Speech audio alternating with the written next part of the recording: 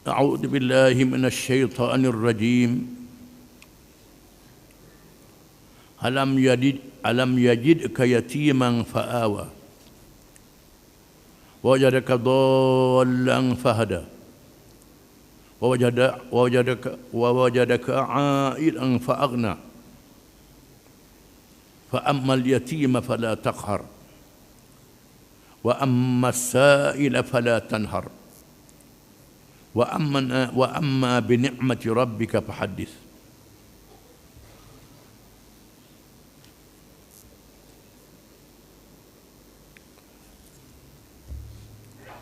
Maksudnya, bukankah ia mendapati engkau yatim piatu, lalu ia memberikan perlindungan, dan didapatinya engkau tercari-cari jalan yang benar, lalu ia memberikan petunjuk dengan wahyu Al-Quran, dan didapatinya engkau miskin, lalu ia memberikan kekayaan. Oleh itu, adapun anak yatim, maka janganlah engkau berlaku kasar terhadapnya. Adapun orang yang meminta bantuan, yang meminta bimbingan pimpinan, maka janganlah engkau tengking herdik. Adapun nikmat Tuhanmu, maka hendaklah engkau sebut-sebutkan sebagai menzahirkan kesyukuran.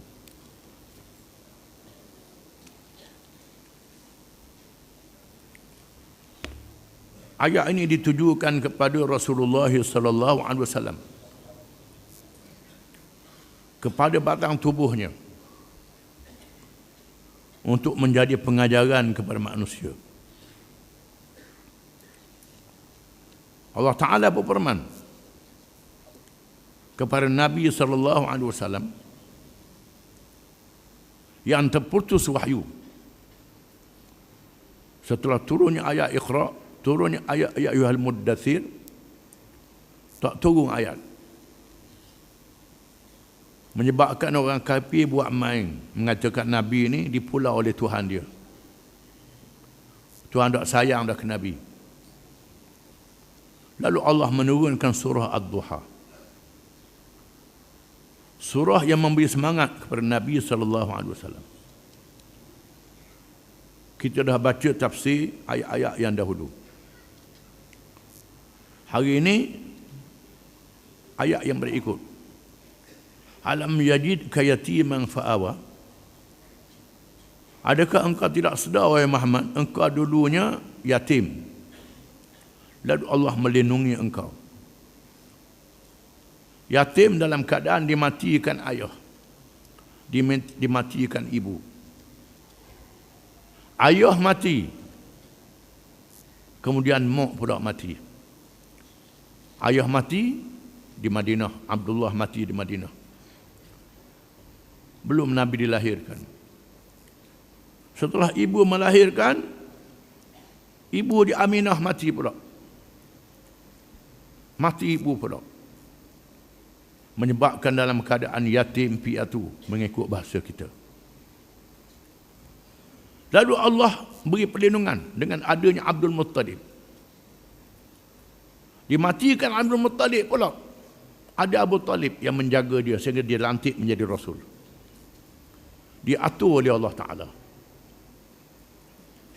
Mengikut huraian almarhum Dr. Sa'id Ramadan Al-Buti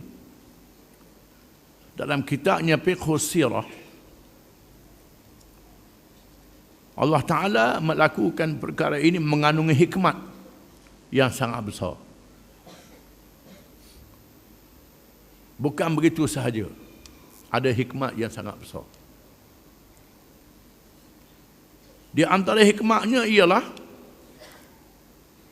untuk mendidik Nabi sallallahu alaihi wasallam secara bersendirian. Dipantau terus oleh Allah Ta'ala, walaupun Allah Ta'ala memantau terus, tetapi tidak ada manusia yang ganggu dia. Ayah dia tak ganggu dia, mak dia tak ganggu dia. Tak kira sebab nak ganggu dia. Supaya pengasuhan dan pendidikan Nabi sallallahu alaihi wasallam terus daripada Allah Ta'ala. Kerana orang yang nak lantik jadi Nabi akhir zaman ni bukan sebarangan orang. Orang yang sangat hebat, yang istimewa, sifat kejadiannya, akal fikirannya, tubuh badannya istimewa daripada manusia-manusia yang lain. Sehingga disebut dalam kitab sirah, ketika Nabi SAW diserahkan oleh datuknya, tokkinya Abdul Muttalib kepada Halimatus Sa'diyah, ibu susunya, supaya Nabi disusukan oleh Halimatus Sa'diyah di kawasan pendalaman, kawasan darat, kawasan hulu, supaya tidak bercampur susu yang diminum oleh Nabi dengan makanan-makanan yang syubhah, makanan bandar yang syubhah. Kerana di pasar-pasar ni macam-macam, menipu ada, macam-macam di pasar ni. Adapun orang dulu, orang darat, dia kerja dengan titik peluh dia sendiri. Makanan titik peluh dia sendiri jadi darah daging dia. Ini susu yang menyusu Nabi SAW. Bahkan ketika berada di darat bersama Halimatus Sa'diyah, ketika Nabi dalam keadaan baru-baru boleh bermain, di mana anak-anak Halimatus Sa'diyah melihat peristiwa yang menakutkan, bila datang para malaikat. Para malaikat yang merupa manusia-manusia yang cantik, yang segok memakai pakaian yang putih bersih, memegang Nabi, membelah dadanya, membersih jantungnya, membersih hatinya. Ini disebut dalam kitab sirah, menunjukkan bagaimana Nabi dijaga oleh Allah Ta'ala.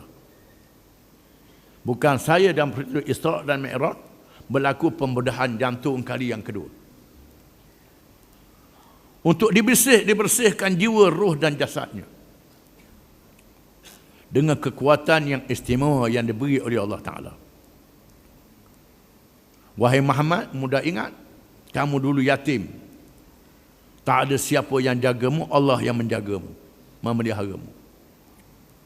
Dengan dilantik Abdul Muttalib, Abu Talib, Halimatus Sa'diyah dan lain-lain. Wajadaka dhallan fahada.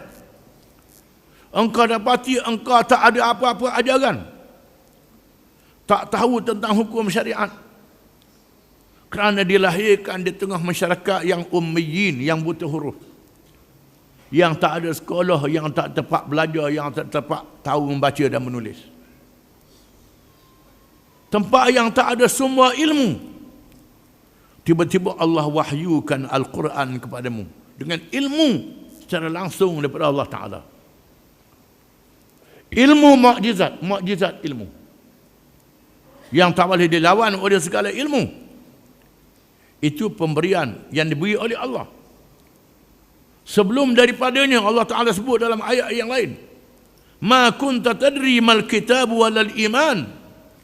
Mu tak tahu, wahai Muhammad, apa kitab dan apa iman. Mu tak erti apa. Lalu Allah beri kepadamu Al-Quranul Karim. Disebut dalamnya segala kitab zaman dulu. Kitab Nabi-Nabi zaman dahulu disebut semuanya dalam Al-Quran. Sama ada yang boleh diamalkan termasuk yang dinasahkan disebut dalam Quran. Yang dibatalkan hukumnya disebut dalam Quran. Ilmu yang kaya raya diberi kepada Nabi SAW. Wajadaka ailan fa'aghna. Engkau dapati engkau miskin, lalu Allah kayakan wahai Muhammad SAW.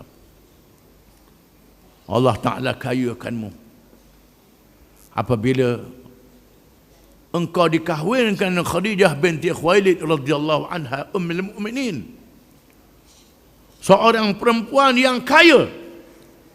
Bukan Nabi cari dia, dia cari Nabi dengan hidayah daripada Allah Subhanahu wa Ta'ala.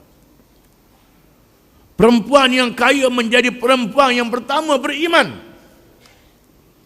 Orang yang pertama beriman sebaik saja menerima wahyu ialah Khadijah binti Khuwailid radhiyallahu anha. Bila Allah Ta'ala jadikan Nabi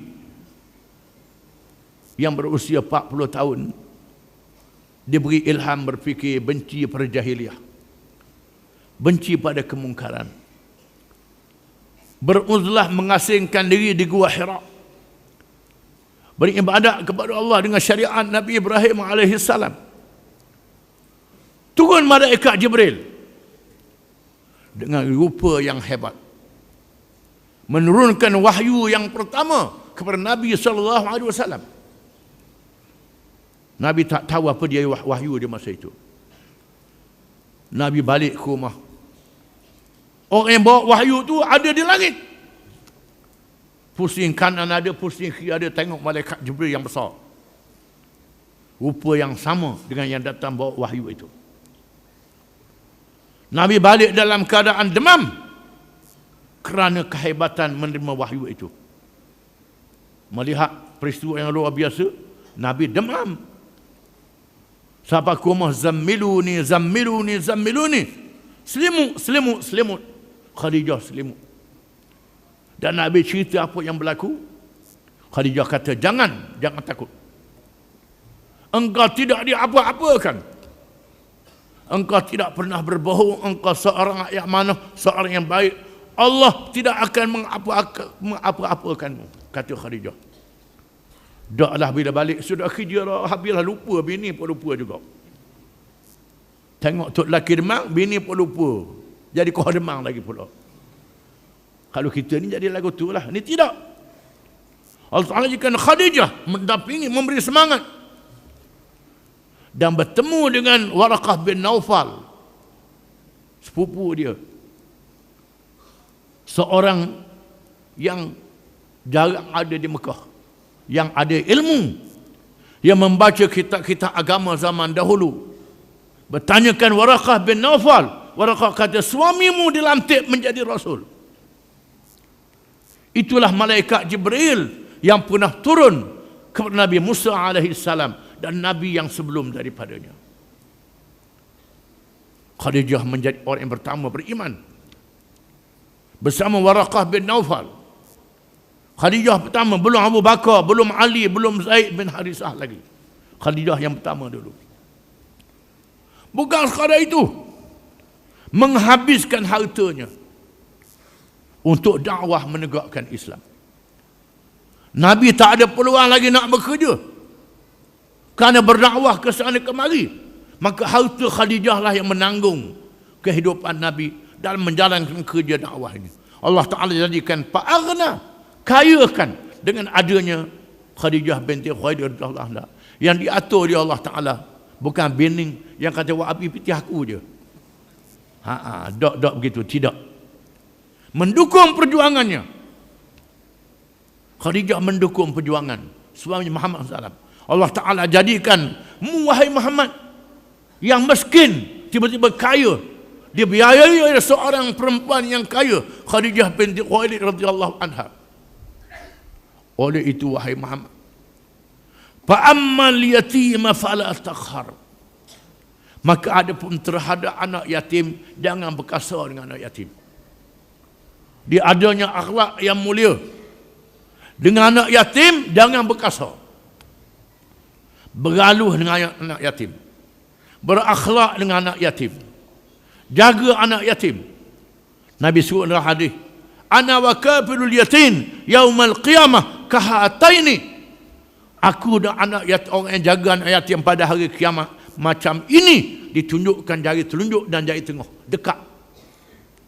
Di mana orang yang jaga anak yatim akan dekat dengan aku pada hari kiamat macam jari tengah dekat dengan jari telunjuk.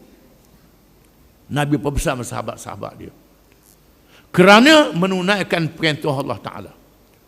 Fa ammal yatima fala taqhar, maka adapun anak yatim jangan berkasar dengan anak yatim. Wa ammas sa'ila fala tanhar, dan adapun orang yang meminta pertolongan, sama ada pertolongan harta ataupun pertolongan nasihat, fala tanhar, jangan jerkah. Orang yang minta pertolongan daripada wahai Muhammad, orang minta sedekah, pitih tak ada, duit tak ada, minta sedekah, jangan kasar. Tolong orang minta sedekah. Sama dia ikhlas, dia tak ikhlas, dia betul, dia salah, itu hak dia. Itu hak dia dengan Tuhan. Kalau dia tipu, itu dia dengan Tuhan. Kita yang tolong dia tetap dapat pahala. Walaupun dia sebut dalam hadis, barang siapa yang minta sedekah bukan kerana darurat, dia senang. Dia senang tak ada apa-apa, dia segar sengaja minta sedekah.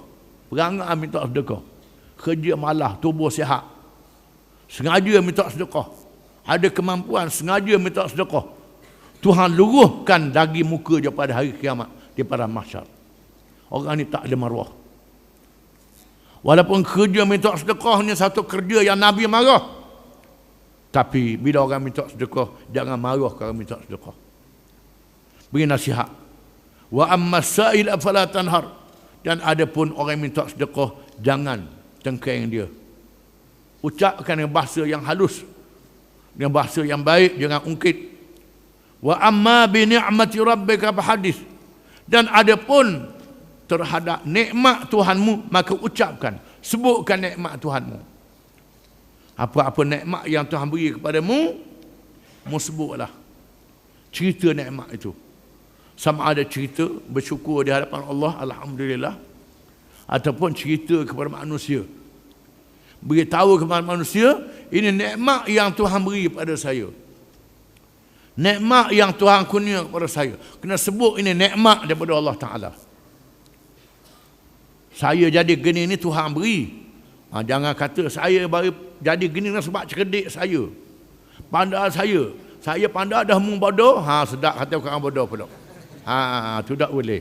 Tak boleh. Kita kena sebut ini kurnia daripada Allah. Pemberian daripada Allah.